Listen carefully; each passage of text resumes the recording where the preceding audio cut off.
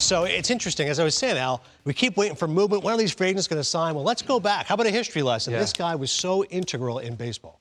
And he was a great player. You know, when he came on the scene at 20 years old, his last year was in 1969 as a result of a letter he wrote to Bowie Kuhn saying he didn't want to go to Philadelphia and he had his right to seek his talents everywhere, and he still wanted to play. I think he was 31 years old when his career essentially was over. So no question about every player, Val and I and the guys that are playing today are indebted to this man to stand up intellectually with really good thought and also real reality of life behind him, of where he wanted to choose to have the ability to choose where he works. So we've come so far, guys, right. of course. And it seems so straightforward, Val. If I just want to go somewhere, why can't I work where I want to work? And yet it was such a difficult thing to overcome. Well, you would think that, right? So just, you know, I've got brothers who are carpenters, and imagine if you're with a company and you just don't like where you are and you want to move to another city and you can't go because then no one else is going to hire you because you belong to that carpenter company.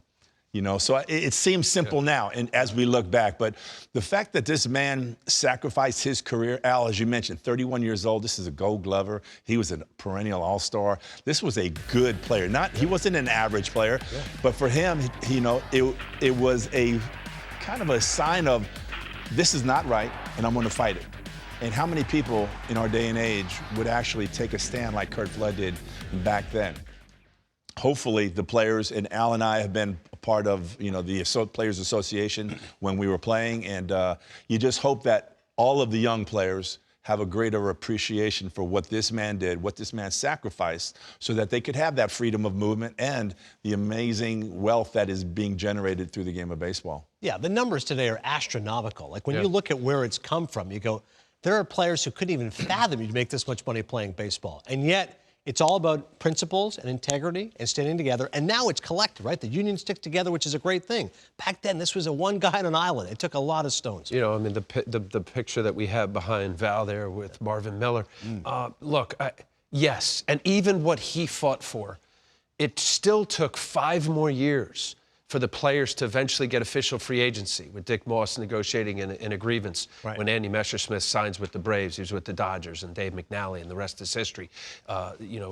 Charlie Finley does a deal with the Yankees and Catfish Hunter at the end of the 75 season. So even with all of that and what he fought and struggled for, to get to free agency, and now here we have what we have today. You and I benefited, and the guys today are benefiting as well. And another guy, of course, as Al mentioned, is in the picture, Marvin Miller. I mean, this is a guy instrumental.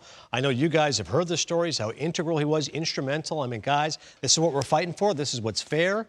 It's not easy when you're trying to go up against the establishment, when you're trying to really create true change. But Marvin Miller's another guy who deserves it. Well, I had the pleasure of being with Marvin on some of those executive committees and some of those meetings. And this was a gentleman who was well-versed in labor negotiations before he got to the Players Association. And fortunately enough for the Players Association, he was willing to take that job on. But going back to Curt Flood, I still remember during one of the strikes in indoor lockouts, I can't remember exactly what it was, but we were in Atlanta. At a big conference room, at a hotel. There was probably 200 players down there, and they brought in Curt Flood.